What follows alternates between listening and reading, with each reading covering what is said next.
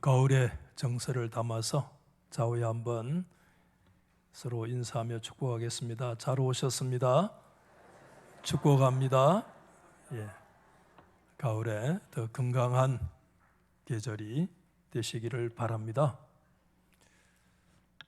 지난 짧은 몽골의 여행은 여러 가지 부족한 점이 있었지만 저에게 정서적으로 두 가지 좋은 점이 있었어요. 하나는 여러 차례 말씀드린 것처럼 몽골의 초원의 아름다움을 충분하지 않지만은 조금이라도 느낄 수 있었던 것이 좋은 점이었고, 또 하나는 마지막 밤에 비록 상음용 게러이기는 하지만 그 게러에 하룻밤을 묵으면서 하늘에 총총 빛나는 별을 다시 볼 수 있었다는 것이 개인적으로 좋은 점이었어요.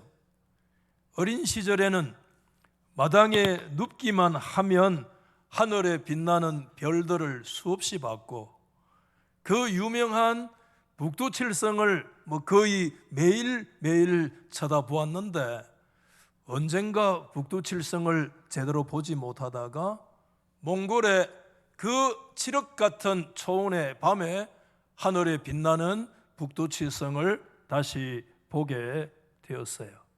그러면서 제가 메모에 이렇게 한 줄을 제가 적어 보았습니다. 내 안에 모든 불빛을 끄고 태고적 어두움이 창조되는 날, 그때 어떤 녀석은 국자라고 했고 난 굳이 똥바가지라고 불렀던 큰 곰 한 마리가 길게 누워있다. 젊은 사람들은 잘 모를 거예요. 어린 시절에 하늘의 북두칠성을 어떤 사람들은 좀 고상하게 국자다, 그때는 그렇게 얘기했는데, 저희 같은 무식한 시골 놈들은 뭐라고 했느냐? 똥바가지다, 이렇게 얘기했어요. 그런 젊은 사람들 잘 몰라요. 그것을 보면서 제가 한 가지 어린 시절의 빛에 대한 그런 추억이 떠올랐어요. 저는 어린 시절에 여름이고 겨울 방학이 되면 큰 누님 집에 가서 거의 살다시피 했어요. 큰 누님이 시집을 일찍 갔기 때문에 친정 어머니하고 애를, 제가 몇 차례 그런 얘기 한 적이 있어요. 4명이나 내리 같이 낳았다니까요. 그러니까 큰 누님의 큰 아들이 저하고 나이가 같으니 외삼촌, 조카 이런 관계가 아니라 뭐죠? 친구가 되어져서 그렇게 성장을 했는데, 어느 여름날 친정에서 제가 그때 누님 집에 있을 때 기별이 왔는데, 아마 저희 아버지께서 많이 편찮으시다라고 하는 그런 기별을 받은 것 같아요. 매형은 어디 가셨는지 그날 계시지 않아서 그 밤길에 친정을 이제 누님이 가시겠다고 나서는데 여자 혼자 못 가잖아요. 그러니 어린 저를 데리고 정말 그 산을 넘어야 되고요, 큰 못을 돌아야 되고, 내를 건너서요 천방을 따라서 정말 20리 이상 걸어와야 될 그런 밤길인데, 누님도 무서웠는지 저에게 뭔 얘기를 하고, 저도 누님의 얘기를 들으면서 그 뒤를 쫄랑쫄랑 따라왔던 그런 기억이 있어요. 그날 밤이 칠흑같이 아마 어두운 밤이었던 것 같은데, 그 깊은 어둠의 밤에도요 뭔가 반짝반짝 빛나는 빛이 있었어요. 이리저리 허이허이 날아다니는 반짝거리는 빛이 있었는데, 그게 뭐죠? 잘하시네요. 반딧불이라고 하는. 그때만 해도 우리 어르신들 반딧불이 저 들판에 나가면 지천으로 많았어요. 그래서 가면서 어린 제가 손으로 그냥 잡아도 수많은 반딧불이를 제가 직접 잡을 수 있을 정도로, 그래서 양손에 누님 뒤를 밤길을 따라가면서 반딧불이를 잡았는데 굉장히 많이 잡았는 것 같아요. 오른손에 왼손에 잡아서 이렇게 들여다보면요, 거기에 뭘로 표현하기 어려운 아주 신비로운 그런 불빛이 환하게 납니다. 여러분, 옛날에 그런 문자가 있잖아요. 중국의 형설 뭐라고죠? 지공이라고 할 때, 그때 형자가 반딧불을 얘기하고 설자가 눈설자인 거 우리가 아는데, 중국 진나라의 차윤이라는 사람이 반딧불이의 빛으로 글을 읽었고, 손강이라는 사람은 눈빛에 글을 읽었다라고 하는 형설지공에 대해서 우리가 얘기를 하는데, 그 어두운 밤 하늘에도요, 조그마한 눈에도 제대로 보이지 않는 날짐승 하나가 발산하는 그 빛의 존재가 얼마나 뚜렷하게 가치를 드러내는 것을 제가 보면서, 아마 저희 어린 시절에 빛에 대한 최초의 인식이지 않았나 하는 생각을 지울 수가 없었어요. 오늘 여러분 잘 아시다시피 요한복음 8장 12절 한 절 말씀만 읽었는데, 예수님께서 매우 중요한 말씀을 하셨어요. 뭐라고요? 나는 세상의 뭐다? 빛이다 라는 이 말씀. 예수님이 자기 스스로의 정체성을 드러내면서 하신 말씀 중에 나는 세상의 빛이다, 예수님 자신을 빛으로 설명한 복음서는 거의 요한복음이 유일하다, 그렇게 말씀할 수 있고, 그게 요한복음의 아주 독특한 특징이라고 말씀할 수 있는데, 유명한 역사가이며 성경학자인 필립 샤프는 이 요한복음을 일컬어서 이렇게 표현한 바가 있습니다. 가장 좋은 것은 가장 나중에 나오는 법이다. 제4복음서는 복음서들 중에 복음서이며 심지어 신약 성경에 뭐라고요?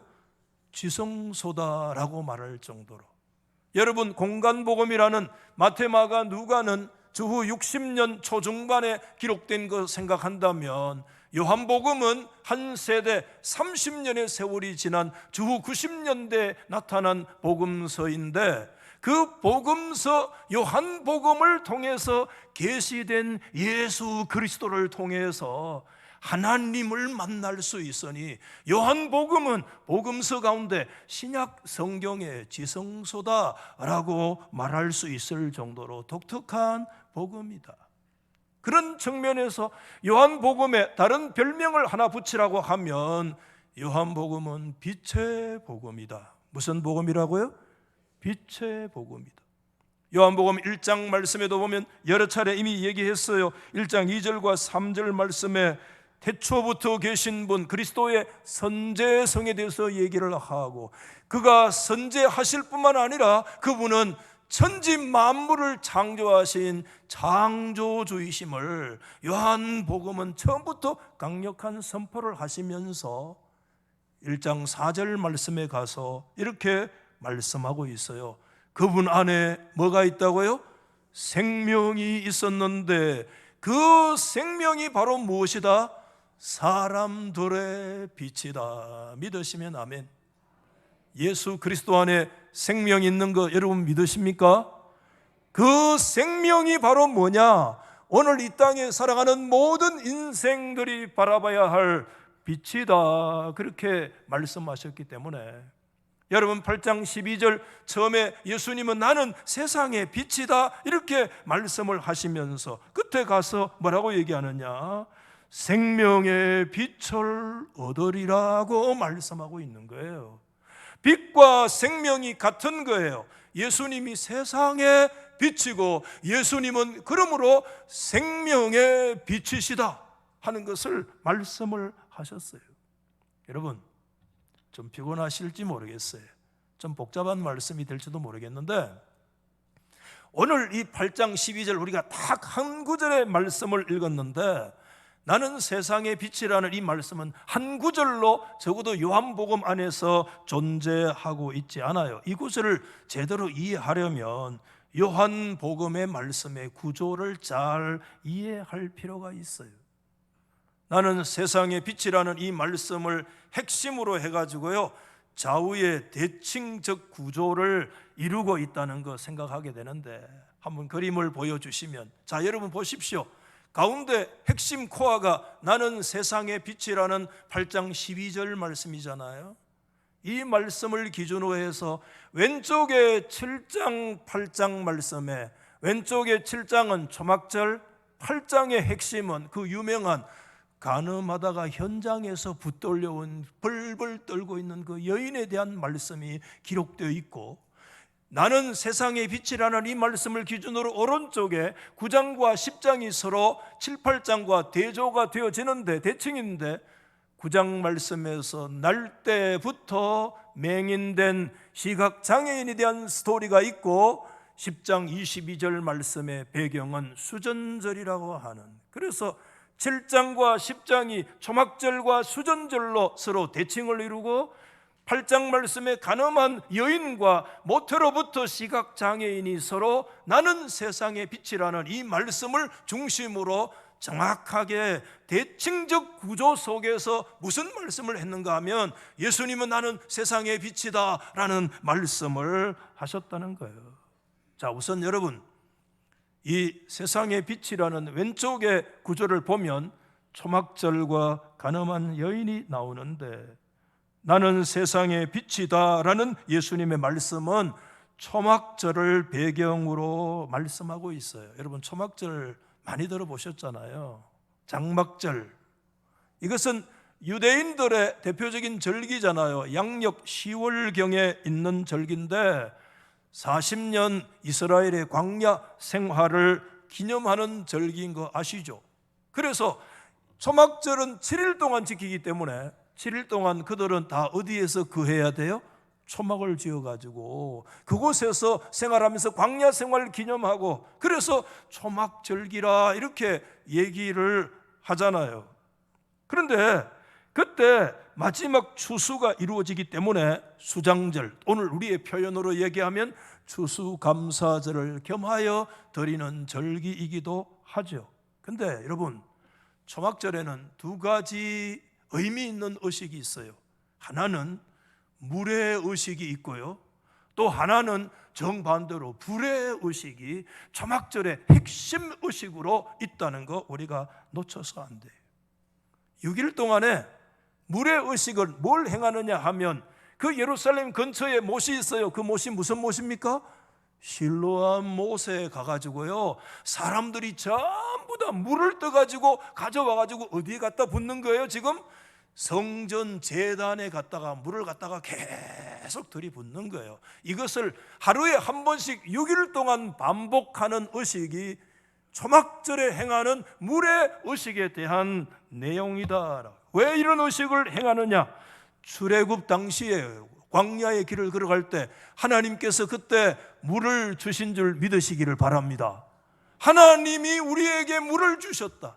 하나님이 앞으로 우리의 삶에 풍성하신 은혜를 마치 물을 붓듯이 하나님의 은혜가 우리 가운데 부어지기를 원합니다.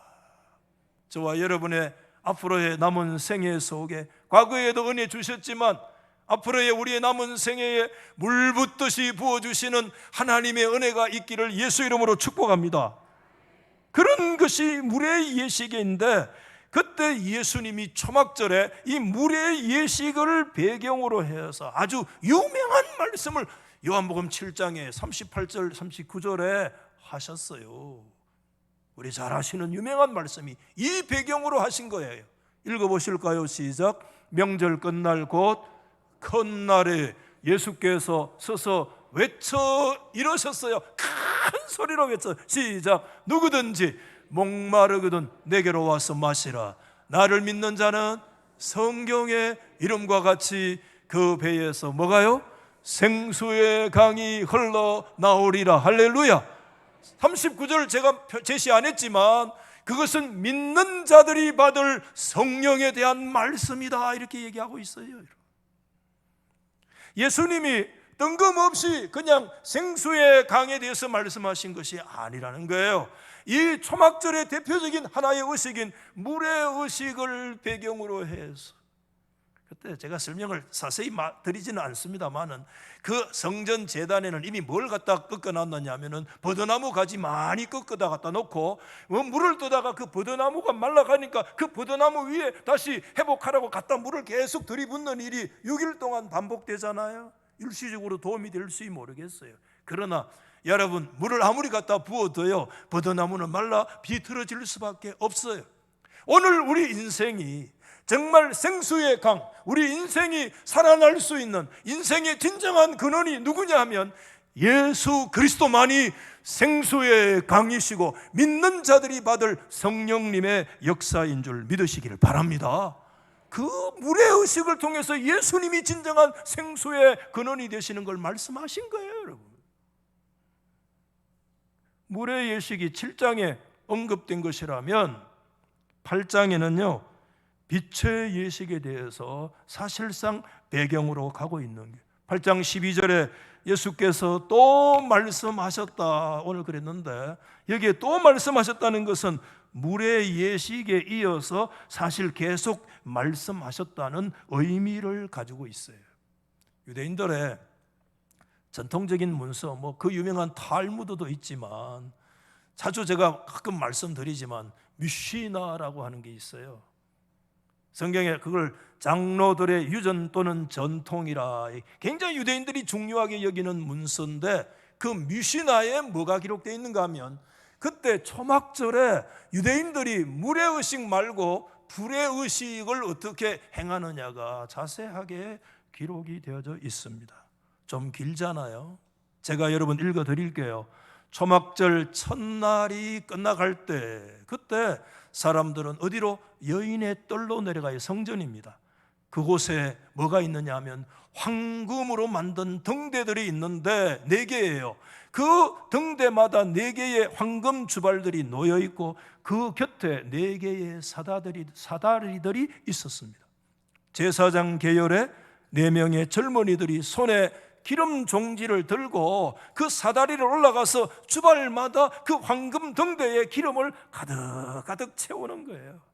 근데 그 등대의 그 심지는 뭘로 만들었냐? 제사장들이 입던 바지나 앞치마로 만들었는데 그 밤에 빛을 환하게 등대에 밝힐 때 이 빛이 예루살렘 성전의 뜰이 밝혀지지 않은 곳이 없었다. 심지어 저 동쪽에 유대 광야 쪽에 여리고에서 지금 예루살렘으로 올라오는 그 계곡이 깊거든요. 사해 해발 마이너스 400m 쪽에서 계속해서 예루살렘 800~900m까지 올라와야 되는데 계속 오르막이 그 길이 험해요. 그 길까지 그 황금 등대의 불빛이 비쳐서요 밤하늘의 등대와 같이 순례자들의 길잡이 역할을 해주었다라고 하는 상세한 내용이 미시나에 기록이 되어져 있어요. 뭐가 연상됩니까 여러분? 올림픽에 시작할 때 뭐를 붙여요? 성화의 불을 밝히잖아요.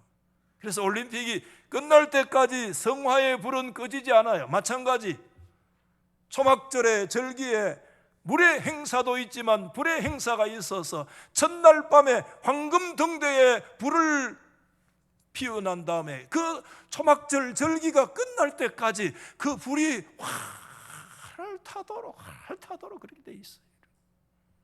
저는 아마도 이런 생각을 가졌어요. 초막절 절기가 끝나면 그 환하게 빛나던 등대의 불빛도 꺼질 거 아니에요. 그렇게 환하게 빛나면 빛날수록 역으로 어두움은 더 짙어지잖아요. 그렇게 환하게 발랐는데 그 불을 탁 끄면 온 예루살렘 성전 중심으로 얼마나 지륵 같은 어둠이 그냥 막 덮칠 거 아니겠어요? 아마 그때 예수님께서 이 말씀을 하셨다. 저는 그렇게 혼자 믿어요. 그 지륵 같은 그 어둠이 딱 몰려왔을 때 예수님 말씀하셨다고 믿어요. 나는 8장 12절에 뭐라고요? 세상의 빛이다. 한마디 합시다. 나는 세상의 뭐다? 빛이다. 나를 따르는 자는 어디에 다니지 아니하고요 어둠에 행하지 아니하고 생명의 빛을 얻으리라. 그 말씀을 예수님이 그때 그 빛의 의식이 배경으로 그 말씀을 하셨고, 물의 의식을 배경으로 예수님이 생수의 강을 선포하셨어요. 그렇다면 여러분, 우리가 조금 더 질문 하나 해볼 필요가 있어요. 한번 더 합시다. 어떻게 예수님이 세상에 빛이 되시느냐? 제가 말할 수 없잖아요.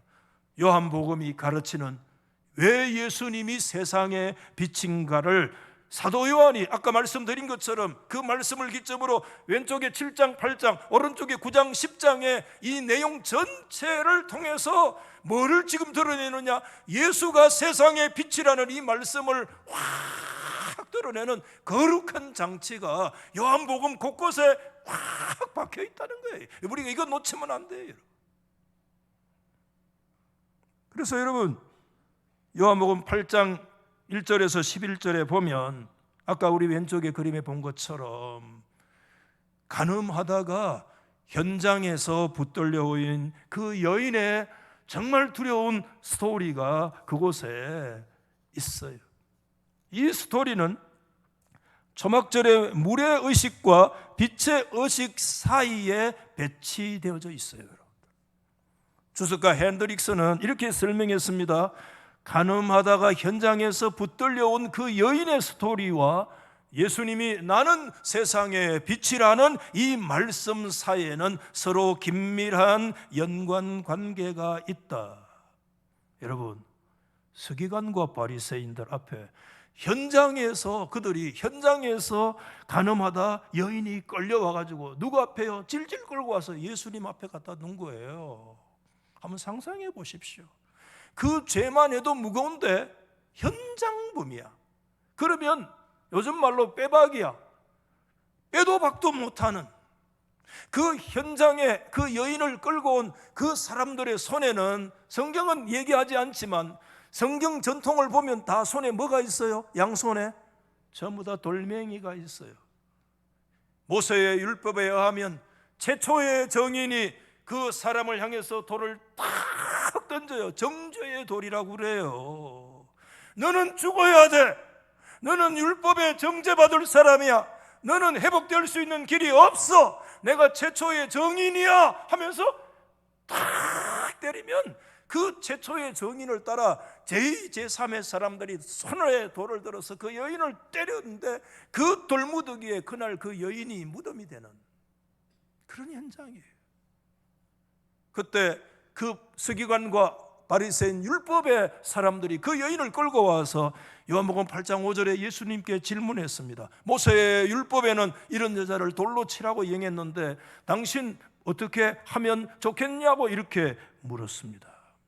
여러분, 그 정말 긴박한 순간에 그 여인의 입장에서는 빠져나갈 수 있는 길이 없는 그런 깊은 죽음의 현장에서, 더 이상 소망이 없는 그런 자리에서, 율법의 그 정죄에서 벗어날 길이 없는 그런 깊은 흑암 속에, 죽음 속에 붙들려 있는, 벌벌 떨고 있는 그 여인에게 그때 예수님께서 종교 지도자들의 질문에, 여러분 아시잖아요? 8장 7절에 유명한 말씀을 하셨어요. 너희 중에 뭐죠? 죄 없는 자가 먼저 돌로 치라고 하는 말씀을 하셨어요. 너희 중에 죄 없는 사람이 있다면 그것이 정오가 되어서 그 돌을 들어 먼저 그 여인을 향해서 내려치라고 얘기했대. 그때 어떤 일이 일어났어요? 8장 9절에 보니까 이 말을 듣고 그들이 양심의 가책을 느껴서 어른으로 시작해서 모여왔던 젊은이까지 하나씩 한 사람씩 떠나가고 예수와 그 가운데 섰던 그 끌려온 여자만 지금 1대1로 남아 서 있는 이 모습을 성경은 우리 가운데 말씀하고 있잖아요. 여러분, 오늘 사도 요한이 오늘 제 말씀의 흐름을 이루 놓치지 마십시오. 왜 오늘 이 부분에 사도 요한이 이 말씀을 이곳에 기록하고 있느냐? 이 뜻이 뭐냐? 의미가 뭐냐? 간음 현장에서 붙들린 현장범 여인만이 죄인인가? 이 질문을 던지고 있어요. 아니라는 거예요, 사실. 그곳에 있는 어른으로부터 시작해서 젊은이까지 한 사람도 예외가 없이 다 뭐라는 겁니까? 사실상 돌 맞아야 될 모세의 율법의 정죄에서 벗어날 수 없는 죄인이라는 사실을 이 장치를 통해서 요한은 분명하게 지금 드러내고 있는 것입니다, 여러분. 요한이 이 부분에서 이 말씀을 기록하고 있는 이유가 바로 여기에 있습니다. 그 여인만이 그 여인의 죄만을 드러내고자 기록한 게 아니에요. 이 땅에 살고 있는 모든 인생들은 누구도 누구를 향해서 돌을 던질 수 없는 죄인이라는 사실을 요한은 이 구조적인 장치를 통해서 그것을 드러내고 있다는 것입니다. 우리는 잘 아시죠? 사도 바울은 로마서라는 위대한 성경에서 우리 인생의 영적 정체에 대한 위대한 3대 선언을 했습니다. 그 3장 10절 말씀에 의인은 없나니 뭐다? 하나도 없다. 믿으시면 아멘 합시다. 나는 의인이라고 생각하면 아멘 하면 안 돼요. 의인은 없는데 한 사람도 없다고 믿으시면 아멘. 모든 사람이 죄를 범해 하나님의 영광에 이를 수 없다는 것을 믿으시면 아멘. 5장에 모든 사람이 죄를 지어서 사망이 그 모든 사람 위에 한 사람도 예외 없이 모든 사람의 머리 위에 사망과 죽음이 그들 위에 왕노릇하고 있다는 사실을 믿으시면 아멘. 그때 주님께서 그 여인에게 말씀하셨어요. 8장 11절에 나도 너를 정죄하지 아니하노니 가서 다시는 죄를 범하지 마라. 위대한 말씀입니다, 여러분. 내가 너를 정죄하지 아니하노니 너 죄를 범하지 마라. 이것은 하나님의 아들 예수 그리스도만이 가지시는 위대한 권세인데 그게 우리의 인생의 죄를 사할 수 있는 사죄의 권세를 가지고 계시는 분은 한 분인데 하나님의 아들 예수 그리스도만이 사죄의 권세를 가지고 있는 줄 믿으시기 바랍니다, 여러분. 아멘. 그래서 여러분, 사도 바울은 로마서 3장에서 분명히 선포를 한 적이 있어. 23절과 23절에 모든 사람이 죄를 범하였음에 하나님의 영광에 이르지 못하더니 시작. 그리스도 예수 안에 있는 속량으로 말미암아 하나님의 뭐죠?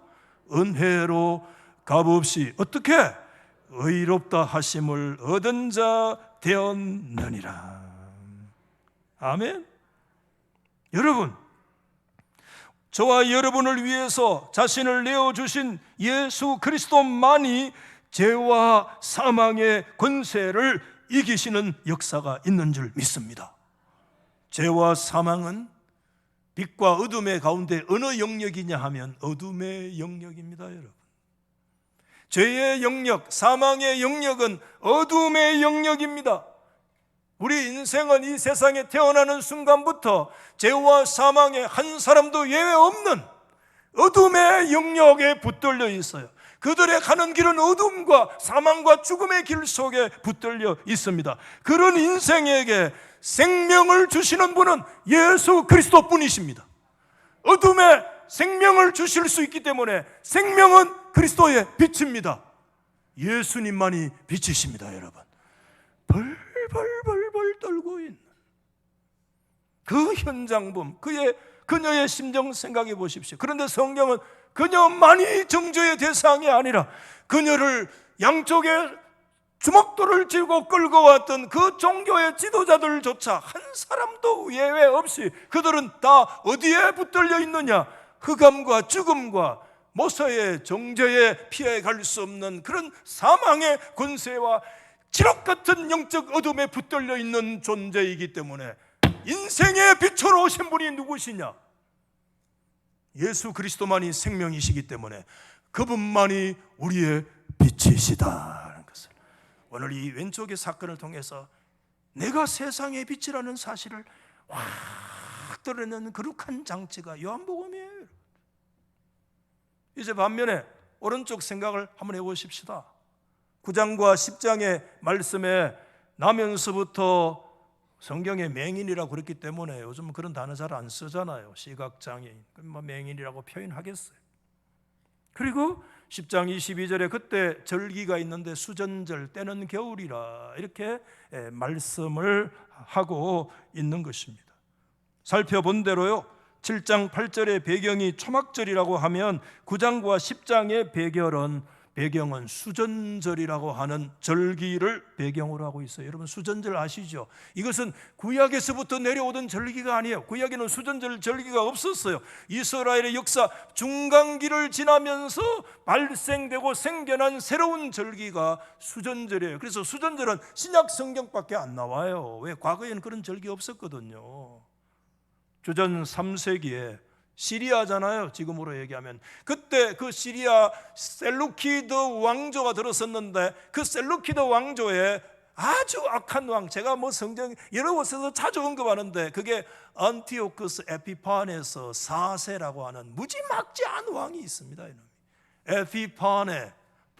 에피파네스면 현신, 나타난 신이라 이런 뜻인데 유대인들은 그 말을 바꾸었다 그랬잖아요. 에피파네스를 에피마네스, 나타난 미친놈이라 그런 뜻이에요. 그렇게 불렀을 정도로 진짜 미친놈이었어요. 저 남쪽에 이집트하고 전쟁하다가 패해가지고 돌아와가지고 예루살렘의 모든 분풀이를 다 했던 그가 안티오쿠스 에피파네스 4세입니다.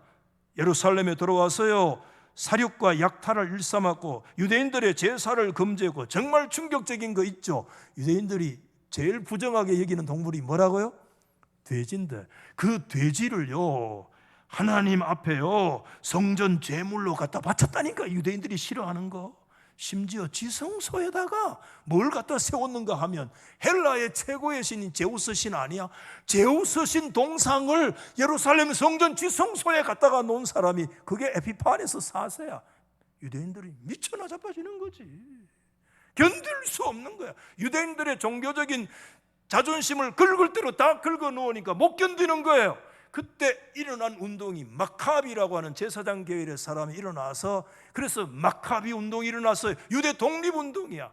3년 동안 독립했어요. 그래서 우리는 정경으로 인정하지 않지만 캐톨릭의 정경으로 인정하는 마카비 1서와 마카비 2서라고 하는 유명한 역사책이 있는데 그 안에 이 내용이 상세하게 기록되어 있어요. 매우 중요한 문서임에는 틀림없어요. 그때 유다 마카비가 제사장 계열의 지도자가 일어나서 유대 독립전쟁을 3년 동안 일으켰는데, 그렇게 해서 시리아 셀루키드 왕조의 군사들을 몰아내고 드디어 3년 만에 예루살렘을 탈환합니다. 그래서 온 유대인들이 눈물로 예루살렘 성전에 모여서 더럽혀진 성전을 청소해. 그게 수전이야.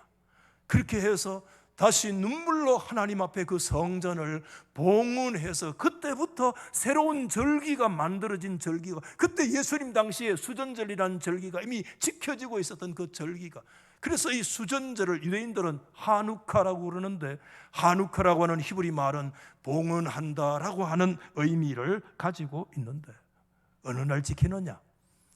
유대인들은 12월 25일에, 우리 개신교회들은 12월 25일 뭐죠? 크리스마스잖아요. 주님이 오신 날이라고, 메시아 예수님 탄생이라고 온 세계가 12월 25일에 밝은 불을 밝히는데 유대인들은 12월 25일에 하누카의 절기를 지켜요. 그래서 그 유명한 촛대 메노라라고 하는 촛대에다가요 밤에 불을 다 밝히는 거예요. 유대인들이 사는 곳이라면 전부 다 이 촛대에 밤에 불을 밝히게, 빛의 절기가 수전절이에요. 그래서 어둠을 몰아내고 그 유대인들이 살고 있는 지역에 다 촛불을 밝히든 먼 불을 밝히든지 불을 밝혀서 어둠의 역사를 몰아내고, 그때 우리가 어둠의 역사를 몰아내고 우리가 빛의 역사를 회복했다고. 이 수전절이에요. 빛의 절기예요. 여러분, 오늘 이 빛의 절기를 배경으로 예수님께서 9장의 5절 말씀에 한 말씀 이렇게 하신 거예요. 내가 세상에 있는 동안에는 세상에 뭐다? 빛이다라고 8장 12절에 한 말씀 하셨고, 9장에 와서 이 하누카의 절기를 배경으로 해서 예수님 자신이 세상의 빛이다라고 한 번 더 말씀을 하셨습니다. 그러면서 여기에 사도 요한이 그리스도의 세상의 빛 되심에 대해서 그걸 분명히 더 드러내기 위해서요 여러분 좀 더 집중하십시오. 조금 다 돼갑니다. 하나의 더 장치를 그곳에 배치를 해두었어요. 그게 뭐냐 하면 아까 우리 도표에서 오른쪽에 살펴봤던 것처럼 9장에 뭐죠? 모태로부터 뭐죠? 맹인되었던 시각장애인의 스토리를 여러분 요한복음 9장 말씀에 길게 이 기록이 거룩한 장치로 그 안에 배치되어져 있어요. 물론 마태복음이나 마가복음에도 보면 예수님께서 정말 그 벳세다의 맹인 또는 바디메오가 눈을 뜨는 그런 장면이 있는데 요한복음의 이 눈 뜨는 장면하고 한 가지 차이점이 있다면 요한복음 9장 1절 말씀에 그 시각장애인을 뭐라고 얘기하느냐 하면 태어날 때부터 시각장애였다 이렇게 얘기한 거예요. 우리가 시각장애인들은 두 가지 종류가 있잖아요. 중간에 어떤 사고나 질병을 통해서 시력을 잃는 사람들은 그래도 머릿속에 기억되어 있죠. 빛이 어떤 것이라는 건 알죠. 그러나 태어날 때부터 뭐죠? 빛을 보지 못했던 사람은요, 빛의 세계를 전혀 이해할 수 없는, 그는 태어나는 그 순간에서 마지막 죽을 때까지 어디에 갇혀 있느냐 하면 깊은 어둠과 흑암의 세력 속에 감추고 있는 그런 존재가 이게 나면서부터 이게 소경된 맹인된 자다라고 하는 이 특징을 계속 말씀해 주고 있어요. 근데 예수님께 그가 왔을 때 예수님 재미있는 행동을 하셨어요. 어떻게 해요? 침에다가 말이죠, 진흙을 깨가지고 그의 눈에 척척 발라주면서 뭐라고요? 어디 가서? 저 실로암 못에 가가지고 뭐 해라? 씻어라 이렇게 얘기를 하니까 그 말씀대로 가서 순종했어요. 그랬더니 요한복음 9장 7절에 매우 중요한 얘기 있어요. 가서 씻었더니 뭐지? 밝은 눈으로 돌아왔어요. 할렐루야. 그의 육안이 열린 거예요. 한 번도 빛이 뭔지도 몰랐던 그런 인생의 눈이 열려서 밝은 눈으로, 빛과 어둠을 분별할 수 있는 눈으로 돌아온 놀라운 기적이 일어났어요. 그 사람의 마음이 어땠을까요? 어땠을까요? 그러니까 여러분, 이 바리새인과 이 서기관 종교 지도자들이 그를 끌고 가가지고 이제 긴 신문을 하는데 이게 요한복음 9장에 길게 기록되어 있어요. 그래서 물어요. 너 누가 너 눈 뜨게 했냐? 난 잘 모르겠다. 중요한 건 내가 눈 떴다는 거 아이가? 계속 묻는 거야. 너 누가 눈 뜨게? 이 양반아, 내가 얘기했잖아. 내가 얘기했는데 니 못 들었냐? 너 그러면 그 사람 누구라고 생각하느냐? 난 누군지 모르겠는데 나는 나면서부터 눈 못 보던 사람이 내가 보게 됐으니 그 사람 적어도 선지자쯤 안 되겠냐? 또 막 질문하는 거야. 안식일에 그 일을 하셨거든요. 안식일에 그 눈뜨게 한 거 그거 네가 잘했다고 생각하니 난 모르겠다니까. 그 사람이 나에게 와서 눈뜨게 했는데 왜 날 보고 가냐? 그런 얘기한 거예요. 그 다음에 불러가지고 또 신문한 거예요. 그러니까 이게 말이 안 통하니까 나는 모르겠다. 내가 눈 떴다는 거 아이가? 그 감격이 우리 교회에 회복되기 바랍니다. 그러니까 이게 대화가 안 되잖아. 이게 자기들 감당 못 하잖아. 그러니까 쫓아내버렸어요. 그 얘기를 예수님이 다 들었어요. 쫓아냈다는 얘기를 듣고 예수님께서 그 눈뜬 자에게 찾아가셔서 예수님 질문을 했어요. 그게 요한복음 9장 35절에 받아합시다. 네가 인자를 믿느냐? 두 번째 예수님이 오셔서 하신 말씀이 인자는 그리스도의 메시아적 호칭인데 네가 믿느냐? 그렇게 했어요. 잘 모르잖아요. 왜 믿어야 될지, 믿는 사람이 누군지도 모르잖아요. 그래서 36절 말씀에 그가 이렇게, 주여 그가 누굽니까? 내가 믿고자 합니다. 누군가 알아야지. 그때 예수님께서 드디어 자기를 계시하셨어요. 그게 여러분 37절 말씀인데 네가 그를 이미 봤다. 지금 너하고 말하는 자가 바로 인자이신 그분이다. 할렐루야. 예수님이 인자이시며 예수님이 빛의 주인공이시라는 사실을 예수님은 그때 간접적인 형태를 통해서 자신의 본질적 정체성을 확 드러내셨어요. 여러분들. 그때 여러분 9장 저 38절 말씀에 가면 그 사람의 고백이 나옵니다. 받아합시다. 주여, 크게 합시다. 주여, 내가 믿습니다. 주여, 내가 믿습니다. 여러분, 이때 진짜 뭐가 일어났느냐? 개안. 목사님, 눈을 이미 떴잖아요. 아니야. 그 눈 가지고 안 된다는 거야. 그때 진짜 개안이 일어났어. 영의 개안이 일어났어. 그때 진짜 그를 가르고 있는 눈의 비늘이 벗어졌어요. 귀에 개안이 일어났어요. 내가 믿나이다. 하나님이 그에게 믿음을 주실 때 그의 속에 있는 어둠의 장막이 벗겨지고 비늘이 벗겨지고 칠흑같이 빛이 무엇인가 아무것도 알지 못했던 그가 눈을 열어 육안으로 세상의 빛을, 물리적인 빛을 보게 되었지만 내가 믿나이다고 말씀하는 그 순간에, 하나님이 그에게 믿음을 주시는 그 순간에 그의 어둠의 눈이 벗겨지고 예수 그리스도 빛이신 그분을 바라볼 수 있는 영안이 열려지는 역사가 일어난 줄 믿으시면 아멘. 성경은 말씀하는 겁니다. 성경은 뭐냐? 믿음이라고 하는 것은 단지 이론이나 관념이 아니다. 단지 체험이 아니다. 어떤 기적을 경험하는 것이 아니다. 믿음은 뭐냐? 그 사람 속에 하나님이 주시는 믿음을 받아 보지 못했던 어둠의 장막이 걷어붙여지고 빛이신 예수 그리스도 안에 있는 영원한 생명을 바라보는 것이 믿음의 역사다. 우리 교회 안에 이 역사 일어나기를 예수 이름으로 축원합니다. 여러분, 오늘 저 말씀을 마치겠습니다. 주님께서 오늘 8장 12절에 나는 세상의 빛이다 라는 이 말씀은 단순하니 한 구절만 독립되어 주신 말씀이 아닙니다. 사도 요한은 주님이 세상의 빛으로 오셨다는 이 거룩한 사실을 온전히 드러내기 위해서 얼마나 7장, 8장, 9장, 10장에 걸쳐서 믿음의 아름다운 장치들을 그 속에 배치하고 제시하고 있는지 모릅니다. 여러분, 왜 예수님께서 세상의 빛이십니까?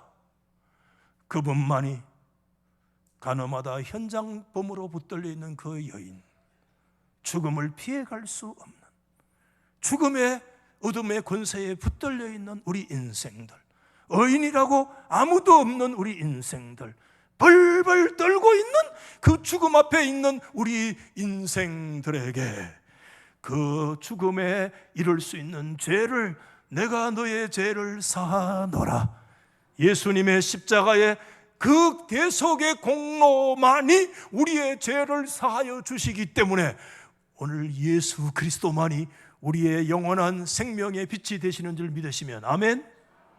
다시 더 질문합니다. 왜 주님께서 세상에 비치셨습니까? 우리 인생은 태어나면서부터 영적인 측면에서 다 소경이고 맹인이라, 시각장애인이라는 거예요. 눈을 펄 뜨고 있었지만, 그들이 성경을 줄줄 외우고 있었지만 진짜 진정한 영적 시각자, 장애자가 누구냐? 서기관과 바리새인들이라는 거예요. 우리 인생은 어떤 존재인가? 모태로부터 태어날 때부터 빛을 전혀 인식하지 못했던 존재. 우리는 죄와 원죄와 자범죄로 우리 인생은 태어나면서부터 우리 인생은 죽음의 죄의 어둠 근세에 붙들려 빛은 전혀 알지 못하는, 생명을 알 수 없는 그와 같은 존재인 줄로 믿습니다. 주님이 우리에게 오셔서 그 어둠의 장막을 걷어붙이시고 믿음을 주셨기 때문에, 할렐루야, 그 어둠의 역사가 떠나가고 생명의 빛으로 오신 예수 그리스도가 나의 생명의 빛이 되시나이다 라고 고백할 수 있는 그와 같은 자리에 서게 된 줄 믿으시기를 바랍니다. 여러분, 초막절 등대에 불을 밝히듯이, 한우카 수전절에 빛을 밝히듯이 우리에게 생명의 빛으로 오신 예수 그리스도를 믿음의 눈으로 바라볼 수 있기를 예수 이름으로 축원합니다. 자신의 죄에 벌벌 떨 수 있는 우리 인생들을 용서함 받을 수 있는, 날 때부터 영적으로 맹인이었던 우리의 눈을 뜨듯이 예수 그리스도로 인해서 밝히 본 그분만이 우리의 생명의 빛이기 때문에 예수님은 세상의 빛이십니다. 여러분, 이 세상의 빛이신 그리스도를 우리가 믿고 그의 자녀로 살아가며, 여러분, 이 가을에 이 세상에 비치고 생명의 빛으로 오신 예수 그리스도를 온 세계 만방에 증거하는 저와 여러분 될 수 있기를 주님의 이름으로 축원합니다. 이 시간에